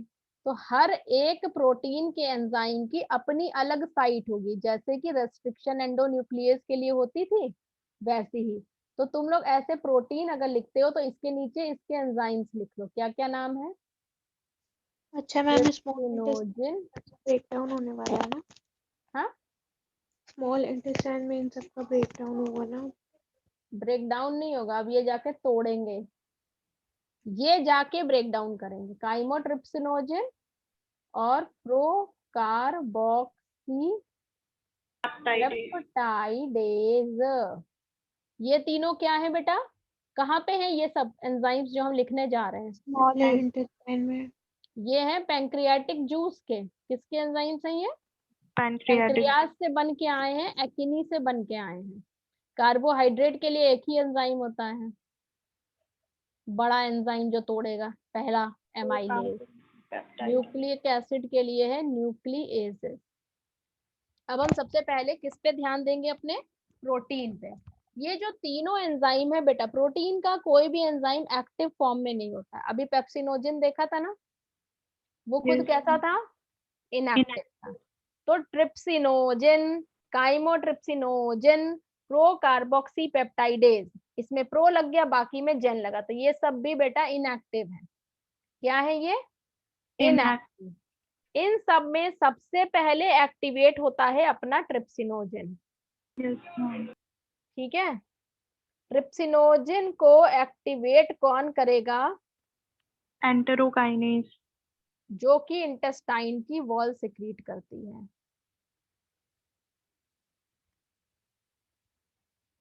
अब ध्यान से सुनना, इस अवस्था में ये किसके अंदर है? ये जितने भी एंजाइम मैंने बोले हैं ये है पैंक्रियाटिक जूस के अंदर। पैंक्रियाटिक जूस कहाँ एंट्री करेगा? डिओडिनम में। ठीक है। डिओडिनम की वॉल में एक स्पेशल एंजाइम है एंटेरोकाइनेज। एंटेरोकाइनेज बहुत भला आदमी है। ये कहता अरे ट्रिप्सिनोजिन तुम आ तो गए हो मगर तुम तो अभी इनएक्टिव हो, तो ट्रिप्सिनोजिन को कन्वर्ट कर देगा ट्रिप्सिन में। अब ये जो ट्रिप्सिन एक्टिवेट हो गया, ये खुद को भी खूब सारा एक्टिवेट कर देगा, खुद को भी एक्टिवेट कर देगा और दूसरे एंजाइम्स को भी एक्टिवेट कर देगा। तो अभी हम लोग तीन टाइप की इंटेस्टाइन में काम होने, एक बाइल का एक्शन होना है, एक पैंक्रियाज के जूस जो आ रहा है उसका एक्शन होना है, और एक इंटेस्टाइन की दीवारें जो एंजाइम सिक्रीट कर रही हैं उसका एक्शन होना है। तो हम लोग सबसे पहले देख रहे हैं कि पैंक्रियाज के जूस से अब खाने पे क्या असर पड़ेगा। पैंक्रियाज के जूस में प्रोटीन के ये 3 एंजाइम थे, मगर दुख की बात ये थी कि जब ये डिओडिनम में अंदर आते हैं तो ये कैसे होते हैं, एक्टिव, इनएक्टिव होते हैं। अब जब डिओडिनम के अंदर घुस गए तो अब डिओडिनम में खाना भी आ गया है, तो अब भाई काम करना है तो पहले एक्टिव करो। तो डिओडिनम की वॉल से सिक्रीशन किसका होगा, एंटेरोकाइनेज का। एंटेरोकाइनेज थोड़े ट्रिप्सिनोजिन को बदल देता है एक्टिव ट्रिप्सिन में। ये ट्रिप्सिन खुद को भी एक्टिवेट करता है और बाकी एंजाइम्स को भी, बाकी प्रोटीन एंजाइम्स को भी एक्टिवेट करता है। ये बात क्लियर है? प्रोटीन जो पैंक्रियाटिक जूस में है उसकी बात क्लियर हो गई? मैम एंटेरोकाइनेज जो होता है वो ड्यूडेनम की वॉल से सिक्रीट होता है। हाँ, स्मॉल इंटेस्टाइन की वॉल से सिक्रीट होता है। देखो तुम्हारा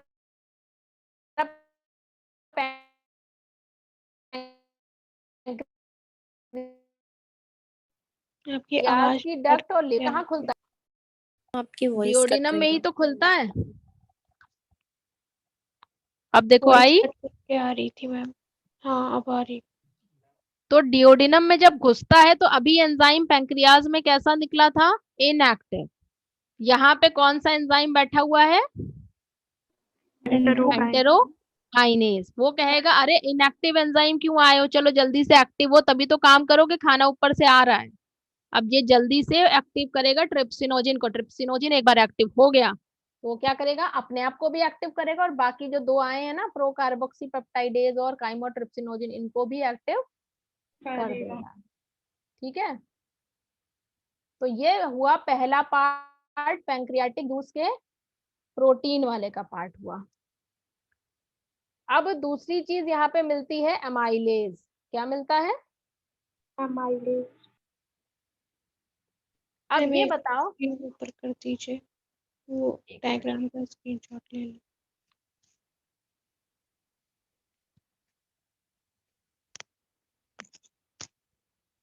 हो गया थोड़ा सा इसको वो ड्रॉ कर लेना। अब मैं बेटा बाइल पे अभी नहीं हाथ लगा रही हूँ, पहले हम पेट का ये जो पैंक्रियाटिक जूस है उसी की चीजें सारी समझ लेंगे। तुम लोग भी जब पढ़ना तो जिस क्रम में मैं बोल रही हूँ उसी क्रम में पढ़ना।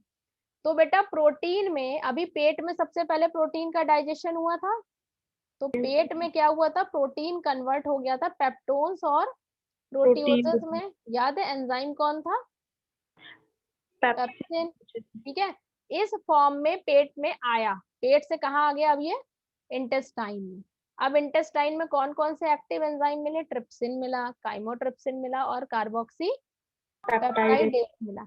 इन्होंने इन सबको तोड़ तोड़ के अभी तक मान लो 20-20 की छोटे छोटे वो थे, अब इसको किसने तोड़ दिया, डाई पेप्टाइड में। डाई पेप्टाइड मतलब 2-2 अमीनो एसिड के छोटे छोटे टुकड़ों में तोड़ दिया। पहले एक प्रोटीन थी बहुत बड़ी ऐसे, पेप्सिन ने उसको छोटे छोटे टुकड़ों में तोड़ा।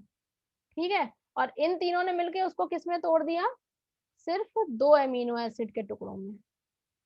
पैंक्रियाटिक जूस की बात हो रही है। अब अगला एंजाइम होता है कार्बोहाइड्रेट। 30% कार्बोहाइड्रेट पे असर कहाँ से हो चुका है, सलाइवा से। वहां पे एमाइलेज था, फिर से एमाइलेज आता है और किसमें तोड़ देता है, डाइसैकेराइड्स में। यहाँ पे डाइपेप्टाइड्स बनते हैं, यहाँ पे क्या बनता है, डाइसैकेराइड्स। डाइसैकेराइड्स क्या क्या होते हैं बेटा, माल्टोज, लैक्टोज, सुक्रोज। सुक्रोज किसका किसका होता है बेटा, ग्लूकोज प्लस फ्रक्टोज। लैक्टोज किसका होता है, glucose plus galactose. Glucose plus galactose. और माल्टोज शायद 2 ग्लूकोज का ही होता है, बस इसका एल और वो जो होता है ना, आइसोमेरिज्म का कुछ चक्कर होता है, डी और एल वाला। तो बेटा ध्यान क्या रखना है, पैंक्रियाटिक जूस जब पहला एक्शन करेगा तो हर एक को किसमें तोड़ देगा, डाई पेप्टाइड या डाई सैकेराइड में। अब बेटा जो फैट होता है, फैट का स्ट्रक्चर याद करो, क्या होता था, CH2O एक ग्लिसरॉल के मॉलिक्यूल से क्या चिपक जाता था, फैटी एसिड चेन, बायोमोलिक्यूल्स याद करो थोड़ा सा। हमने फैटी एसिड बताया था ना, फैटी एसिड जब आपके ग्लिसरॉल से चिपक जाती हैं तो उसे क्या कहते हैं? फैट। ये है R1 R2 R3, ये सब फैटी एसिड की चेन है। ये ग्लिसरॉल से एस्टरिफिकेशन हो गया, एस्टर बॉन्ड बना लिया है। ठीक है, तो अब यहाँ पे टूटेगा क्या? ये 3 फैटी एसिड की चेन है, तो इसका नाम क्या है? ट्राइग्लिसराइड। तो लाइपेज जब एक्शन करेगा ना तो सबसे पहले एक तोड़ेगा, ये R1 अलग हो जाएगा। तो ट्राइग्लिसराइड पे जब एक्शन होगा लाइपेज का तो क्या बनेगा? डाइग्लिसराइड प्लस R1 की चेन अलग हो गई। फिर डाइग्लिसराइड पे जब एक्शन होगा तो क्या बनेगा? मोनोग्लिसराइड। ये R1 की चेन अलग हुई, R2 की अलग होगी, फिर R3। मोनोग्लिसराइड प्लस R2 की चेन अलग हो गई। ठीक है, तो मोनोग्लिसराइड तक कौन तोड़ देगा? हमारा लाइपेज। ठीक है, मोनोग्लिसराइड तक कौन तोड़ेगा? अपना लाइपेज। लेकिन क्या अभी भी जो मोनोग्लिसराइड है ये सिंपलेस्ट फॉर्म है? No ma'am. अभी इसमें एक फैटी एसिड चिपका हुआ है, वो वाला काम आखिरी का स्टेप करेगा हमारा इंटेस्टाइनल जूस। अब न्यूक्लिक एसिड पे न्यूक्लिएजेस काम करेंगे। तो पूरा बड़ा सा न्यूक्लिक एसिड है, उसको किस में तोड़ा जाएगा? उसका मोनोमर यूनिट क्या होता है? न्यूक्लियोटाइड्स। फिर न्यूक्लियोटाइड्स किस में टूट जाते हैं? साइड्स में। Sides, sugar plus glucose. एक क्रम से ध्यान रखना, सबसे पहले मुंह में एमाइलेज का एक्शन होगा, माल्टोज बनेगा। माल्टोज क्या है आपका? डाइसैकेराइड। ठीक है, पेट में पहुंचा खाना, पेप्सिन आया। पेप्सिन किसने सिक्रीट किया था? किस सेल ने?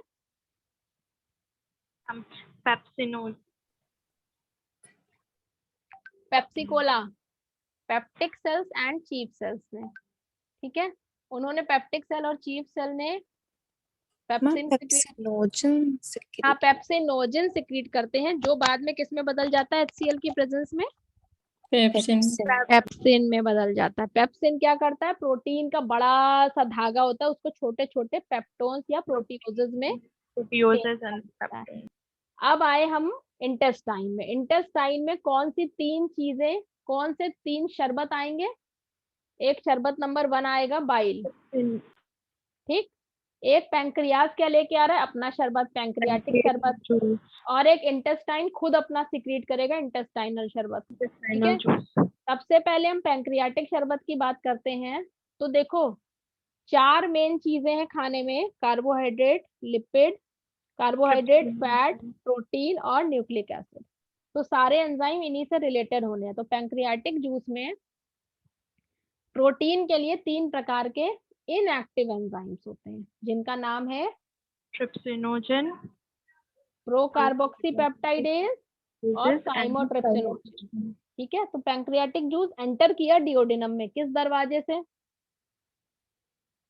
Sphincter of Oddi. जब ये आया तो अभी पेट से किस फॉर्म में आया है? प्रोटीन, पेप्टोन्स और प्रोटीओजेस। कुछ प्रोटीन अनडाइजेस्टेड भी आ जाता है। अब सबसे पहले इस पे एक्शन होगा। सबसे सिंपलेस्ट फॉर्म पैंक्रियाज कहाँ तक बना पाता है? सिंगल अमीनो एसिड में नहीं तोड़ पाता है, तो किस में तोड़ देगा? 2 अमीनो एसिड के ग्रुप में तोड़ देगा, डाइपेप्टाइड्स में। ठीक है, एमाइलेज फिर यहाँ पे आएगा, जो बचा हुआ 70% स्टार्च है उसको किस में तोड़ देगा? डाइसैकेराइड। फैट्स में क्या खास बात है? एक ग्लिसरॉल मॉलिक्यूल में 3 फैटी एसिड की मॉलिक्यूल लगे होते हैं। तो लाइपेज एक्शन करके क्या करता है?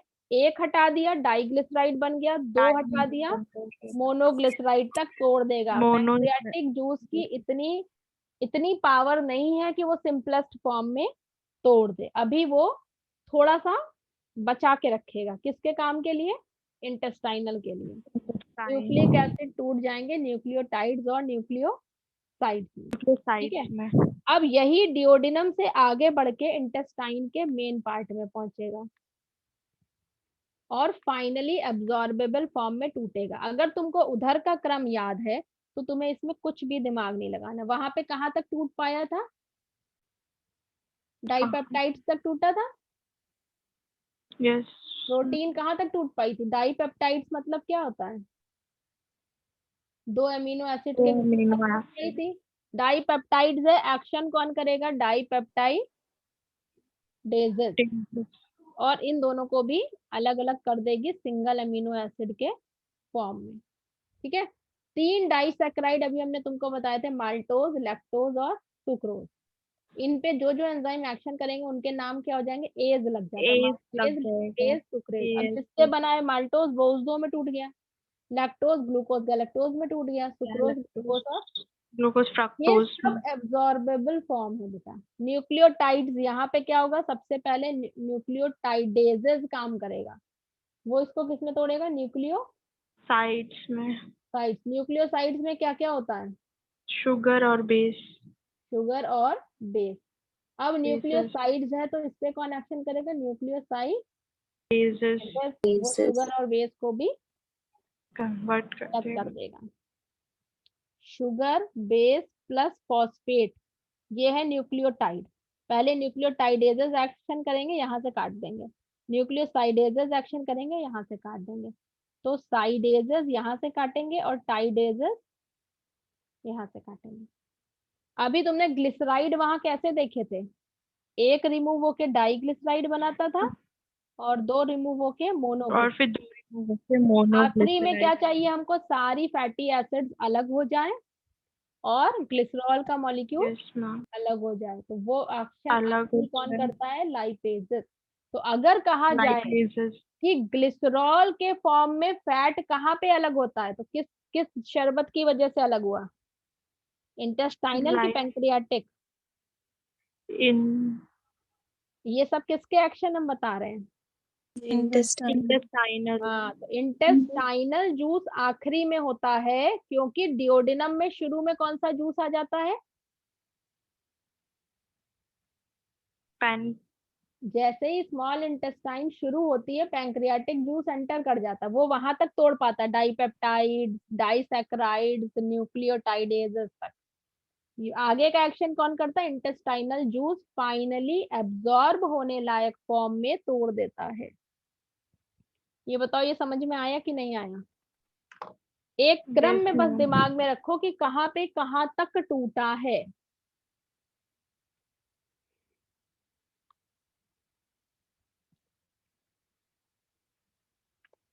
इसी क्रम में पढ़ना, बीच में बाइल मत पढ़ने लगना पहले, ठीक है? पहले तुम प्रोटीन पैंक्रियाटिक जूस तक की लाइन पढ़ के इतने को छोड़ देना, ठीक? फिर पहले पूरा एब्जॉर्ब करा दो आखिरी तक, उसके बाद देखना बाइल जो तीसरा शरबत आया है इंटेस्टाइन में वो क्या करता है। बाइल में होता क्या क्या है? बाइल भी डिओडिनम में खुल रहा है, इसमें क्या क्या होते हैं? बाइल पिगमेंट्स, ये भी क्या होते हैं? Waste product. अगर एक्सक्रीशन याद हो तो उसमें लास्ट पैरा था excretory organs other than kidney, तो उसमें लिवर भी एक एक्सक्रीटरी ऑर्गन कहा जाता था, क्योंकि वो बिलीरुबिन और बिलीवर्डिन को एक्सक्रीट करता था। बाइल सॉल्ट्स को एक्सक्रीट करता है। कोलेस्ट्रॉल, कोलेस्ट्रॉल एक्स्ट्रा बाइल उसमें लिवर में इकट्ठा ना हो जाए तो लिवर उसको बाइल में ही डाल देता है कि भैया ले जाओ, मेरे में इकट्ठा मत करो। फॉस्फोलिपिड्स, फॉस्फोलिपिड्स जैसे कि लिसाइथिन, इसको भी बाइल में मिलता है। लेकिन बाइल की खास बात क्या है? इसमें कोई भी एंजाइम नहीं मिलता। एंजाइम हमें सिर्फ 2 शरबत में मिलते हैं, एक है पैंक्रियाटिक जूस और दूसरा है intestinal juice. Intestinal juice. Fat जो होता है ना बेटा, वो घुलनशील नहीं होता, बहुत अच्छे से डिसॉल्व नहीं होता है। तो यहाँ पे क्या होता है? फैट छोटे छोटे टुकड़ों में टूटता है। जैसे ये फैट एक इतना बड़ा था, ये छोटे छोटे टुकड़ों में टूट गया, लेकिन अभी भी ये डिसॉल्व नहीं हो सकता है। तो ये जो आपके बाइल है ना, ये इसको हेल्प करता है छोटी छोटी ऐसे मिसीली बनाने में, इमल्सिफाई कर देता है। इसके अलावा किसको हेल्प करता है बाइल? लाइपेजेस को। लाइपेजेस तभी एक्ट करते हैं जब बाइल होता है। इंटेस्टाइन की म्यूकोसा में गॉबलेट सेल्स होती हैं, गॉबलेट सेल म्यूकस सिक्रीट करती हैं। ब्रश बॉर्डर सेल्स होती हैं और जो जूस होता है उसका नाम होता है इंटेस्टाइनल, शरबत का नाम होता है सक्कस इंटेरिकस। ठीक है, यहाँ पे वही सारे एंजाइम दिए हुए हैं जो अगले पेज पे हमने अभी किए हैं। तो अगर तुम्हें रिएक्शन दिमाग में बैठा लोगे, कुछ भी नहीं रखना है, याद रखो अगर डाइसैकेराइड है तो 3 डाइसैकेराइड है, माल्टोज, लैक्टोज एंड सुक्रोज। उन्हीं 3 को हमको उनके 2 कंपोनेंट में तोड़ देना। अमीनो एसिड डाइपेप्टाइड तक टूट जाता, डाइपेप्टाइडेजेस काम करेंगे। और यहाँ पे देखो वो लाइन आ गई बेटा, सब mucosal gland, Brunner's gland also help in this. याद रखना बेटा, जो आपका इंटेस्टाइनल जूस होता है ना, उसका पीएच 7.8 होता है, यानी कैसा होगा, एसिडिक की बेसिक? बेसिक। बेसिक होता है। तो लाइसोजाइम सलाइवा में मिल गया, टीयर्स में मिल गया। इसके अलावा एक पैनेथ सेल्स होती है, अगर तुम पीडीएफ देखोगे तो उसमें एक बार का एक क्वेश्चन मैंने लिखा है पैनेथ सेल्स। ठीक है, अब बाकी एब्जॉर्प्शन कल करा के चैप्टर खत्म कर देंगे। तुम्हें एक इम्पॉर्टेंट चीज हम शॉर्टकट वाली आज बोल दे रहे हैं, वो ध्यान से सुन लो। सारी बीमारियां, जॉन्डिस में क्या होता है बेटा, अफेक्टेड ऑर्गेन इज लिवर। और ये सारे बाइल पिगमेंट्स कहाँ इकट्ठा हो जाते हैं, क्या क्या पीला दिखता है, आंख और स्किन। वॉमिटिंग में क्या है बेटा, तुम नहीं चाह रहे हो लेकिन तुम्हारा जो खाना पीना अंदर भरा हुआ है वो बाहर निकल जा रहा है। वॉमिट सेंटर कहाँ होता है, क्वेश्चन ये आता है, मेडुला। जितनी भी अनैक्षिक इनवॉलेंट्री क्रियाएं हैं उनका सेंटर होता है मेडुला। डायरिया में क्या होता है बेटा, बार बार पॉटी जाते हैं। ठीक है, बहुत लिक्विड डिस्चार्ज होता है। कॉन्स्टिपेशन, कॉन्स्टिपेशन में क्या है भाई, रेक्टम में भरा हुआ है, बाहर नहीं जा रहा, दोनों जस्ट उल्टे हैं। कायम चूर्ण। इनडाइजेशन बेटा, खा लिया, खूब एसिडिटी हो रही है, पच ही नहीं रहा है खाना, ओवर ईटिंग स्पाइसी फूड से ये सब हो जाता है। इसमें दिया नहीं है, तुम्हारे में PEM करके दिया होगा जिनके पास नई बुक्स हैं। तो उसमें 2 बीमारियां हैं, मैरासेमस और क्वाशियोर्कर। Protein energy malnutrition. हाँ, क्वाशियोर्कर। अब इसमें ध्यान क्या रखना है, मैरासेमस होता है बेटा प्रोटीन प्लस कैलोरी डेफिशिएंसी से।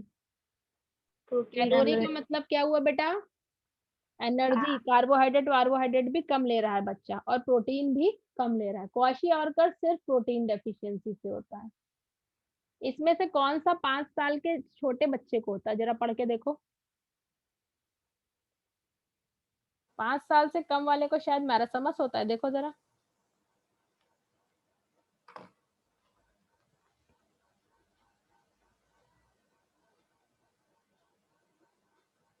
बुक है?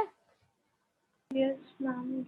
एक मिनट खोलो जरा, आगे होगा आखिरी की ओर। क्वाशरकर जो होता है वो एक साल से ज्यादा लेस देन अ ईयर लिखा है।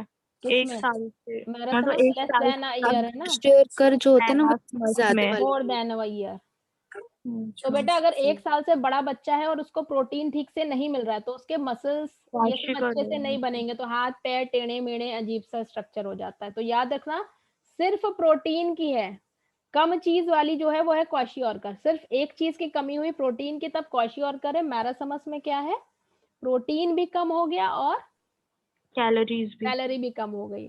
ये उन बच्चों के साथ हो जाता है जो जिनकी माताएं ब्रेस्ट फीडिंग बहुत जल्दी बंद कर देती हैं, तो कैलोरी भी नहीं मिल रही और वो दाल वाल भी नहीं खा रहे हैं तो प्रोटीन भी नहीं मिल रहा है। ऐसी स्थिति में उनको हो जाता है मैरासमस। तो मैरासमस बहुत ही नन्हे मुन्नों को होता है, क्वाशियोर्कर थोड़े बड़े लोगों को होता है, 1 साल से ज्यादा को। ठीक है, यस मैम।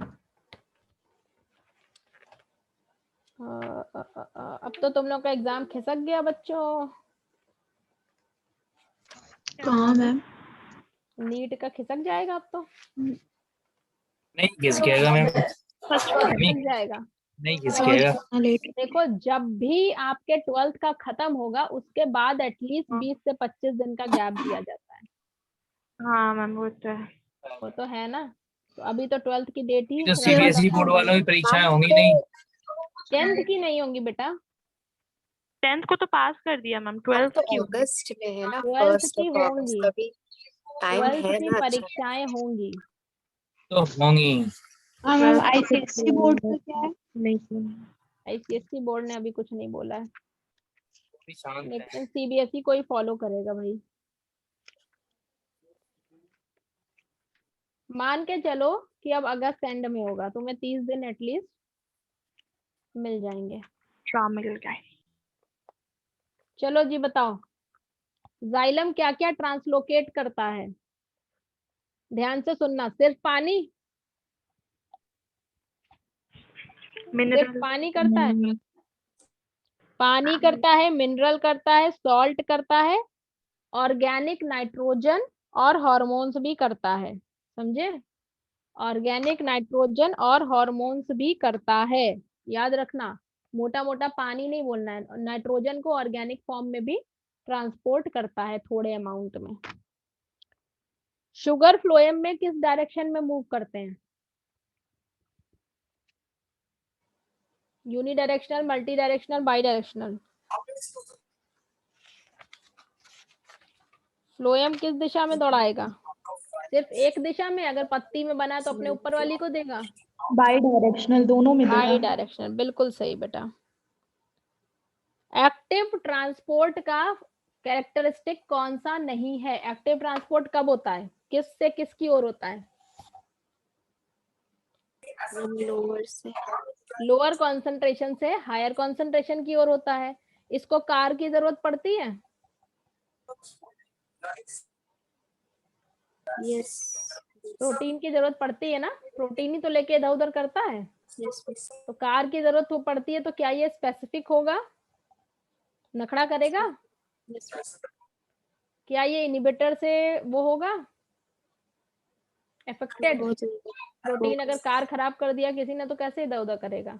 चौथी बात हमको ये बताओ कि ये अपहिल मूवमेंट होता है कि डाउनहिल?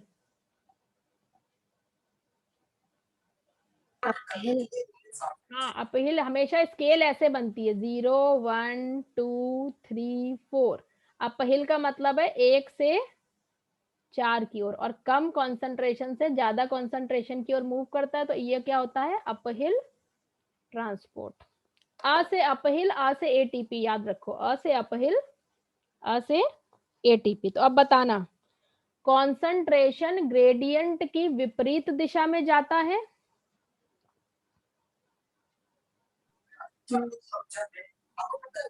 Yes ma'am. यस है ना? ज्यादा से कम की ओर नहीं जाता, कम से ज्यादा की ओर जाता है। सेलेक्टिव नहीं होता है?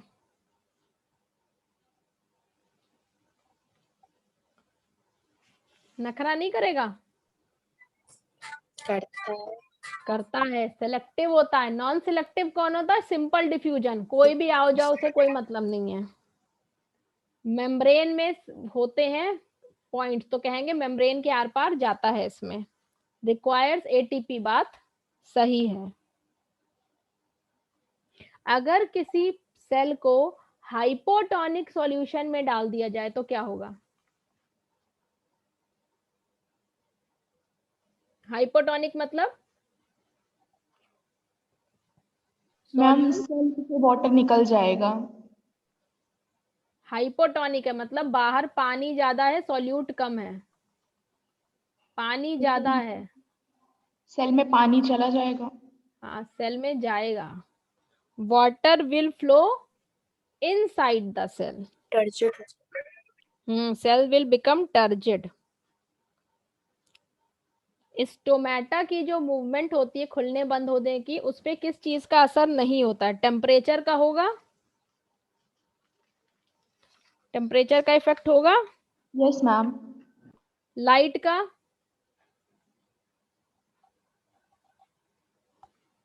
अगर लाइट ज्यादा है तो गर्मी बढ़ जाएगी ना, फिर थोड़ा सा बंद हो जाएगा। यस मैम होगा। कार्बन डाइऑक्साइड की कॉन्सेंट्रेशन का भी असर होता है, लेकिन ऑक्सीजन का इस पे कोई इफेक्ट नहीं पड़ता। याद रखना, स्टोमेटा पे कोई भी ऑक्सीजन का इफेक्ट नहीं पड़ता है। ब्रीदिंग में, रेगुलेशन में ऑक्सीजन का इफेक्ट नहीं होता है। तुम्हें याद है जो रेगुलेशन ऑफ ब्रीदिंग पढ़ा था हमारे ह्यूमन फिजियोलॉजी में, जो रेगुलेशन ऑफ ब्रीदिंग था उसमें भी यही पॉइंट था कि कार्बन डाइऑक्साइड अगर ब्लड में ज्यादा हो जाएगी तो हमें तुरंत लगेगा बाहर करो, लेकिन ऑक्सीजन का कोई ऐसा सेंसिटिव इशू, वो रिसेप्टर नहीं है।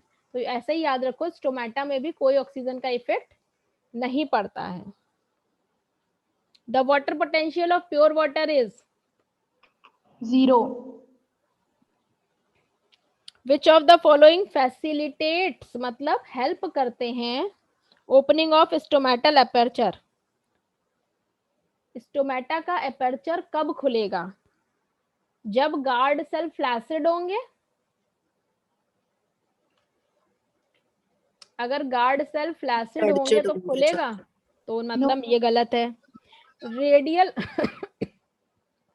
रेडियल जो उसके माइक्रोफाइब्रिल्स है उनकी वजह से हाँ. खुल जाएगा। तो यही इसका सही आंसर था।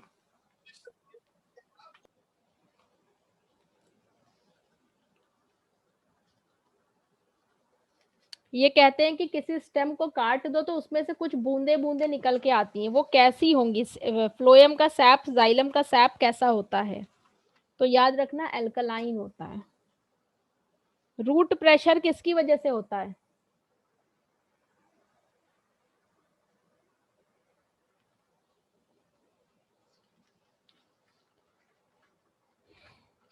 रूट प्रेशर हमने कैसे बताया था डेवलप होता है? एक्टिवली। ये जो रूट के हेयर होते थे इसमें आयंस एक्टिवली एब्जॉर्ब होते थे। एक्टिवली जब अंदर एब्जॉर्ब होके बढ़ जाते थे तो क्या होता था? पीछे से कौन आता था कंपनसेट करने? अगर आयन किसी चीज के अंदर ज्यादा सॉल्यूट भर गया है तो अब उसको बैलेंस करने के लिए पीछे से कौन आएगा? सॉल्वेंट. पानी आता है। जब पानी आ गया, सॉल्वेंट भी आ गया, सॉल्यूट भरे हुए थे, तो वो सेल कैसा हो जाएगा? टर्जिड हो जाएगा। तो वो प्रेशर डालेगा दूसरे बगल वाले सेल पे, बगल वाला सेल बगल वाले सेल पे। तो रूट प्रेशर किसकी वजह से हुआ? एक्टिव एब्जॉर्प्शन की वजह से। किसकी वजह से हुआ? Active absorption. याद रखना इस पॉइंट को।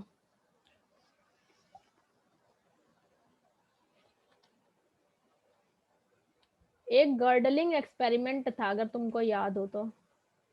गर्डलिंग एक्सपेरिमेंट में तने को काट देते हैं ऐसे, सिर्फ जाइलम तक बचाते हैं। तो किस जगह पे फूल जाता था ये? ऊपर की नीचे? यहाँ पे पत्तियां थी, इसका मतलब खाना कहाँ तक आएगा? फ्लोएम यहाँ पे नहीं है, खाना सिर्फ यहीं तक आएगा, यहाँ पे फूल जाएगा, यहीं से मोटा हो जाएगा। तो ये जो गर्डल बनता है ये होता है कि फ्लोएम ही मूव करता है। चलो तुम लोग का दिमाग ज्यादा नहीं खा रहे हैं। प्लीज कल आप लार्ज इंटेस्टाइन का एब्जॉर्प्शन पढ़ के आइएगा, कुछ भी कठिन नहीं है। टेक अ रीडिंग जस्ट, उसमें कुछ ज्यादा याद नहीं करना। याद करने क्या मैम? इसके आगे जितना बचा है डाइजेशन उसकी एक रीडिंग मार लेना, ताकि कल खत्म करके, और जो पीडीएफ मैंने भेजी है उसके आगे जितने भी पॉइंट्स हैं प्रीवियस ईयर के। यस मैम, नहीं, समझ गए। उसमें आगे पॉइंट्स नहीं होंगे बेटा, क्योंकि वो मेरा पहला पीडीएफ था। तो उसमें यह था कि जिस पैरा का जो क्वेश्चन आया वहां पे ब्रैकेट में सन लिखा है, उन पॉइंट्स को पढ़ के आना, ठीक है? ये चैप्टर खत्म हो जाएगा तो अगले हफ्ते कौन सा उठाया जाएगा? इंटरेस्टिंग उठाना है मैम कुछ। इंटरेस्टिंग? तो ये क्या बोरिंग था?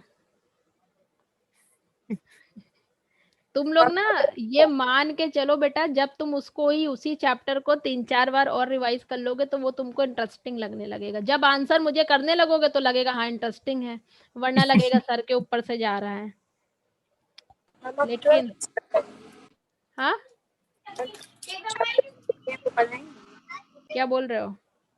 मैम एनसीईआरटी 2 के जो चैप्टर्स छूटे हैं वो पढ़ाएंगे? हाँ बेटा, सब पढ़ाऊंगी। अभी पहले एक राउंड रेस्पिरेशन करके एनसीईआरटी 1 हम खत्म करेंगे, वरना दोनों किसी को बताओ तो बड़ा अजीब सा लगता है कि दोनों बुक में बचा है। यस, ठीक है, कल आओ, ये चैप्टर का थोड़ा रिवीजन भी करा देंगे, ताकि परसों के टेस्ट में कुछ तो। और कल सर का रैपिड फायर जरूर से सुन लेना भाई, ठीक? कल शाम को सिंह सर लेंगे परसों के टेस्ट का रैपिड फायर, वो वाले पॉइंट सुन लिया करो, तुम्हारा अगला टेस्ट अपने आप ही अच्छा हो जाएगा। ठीक है, चलो जाओ आराम करो, ज्यादा देर मत आराम करना, फिर पढ़ लेना। Bye bye. Yes ma'am. इतना पढ़ लेना बेटा, रिएक्शंस पढ़ के आना कल, वरना सब किया धरा बेकार हो जाएगा। ठीक है ma'am, yes ma'am. Thank you ma'am.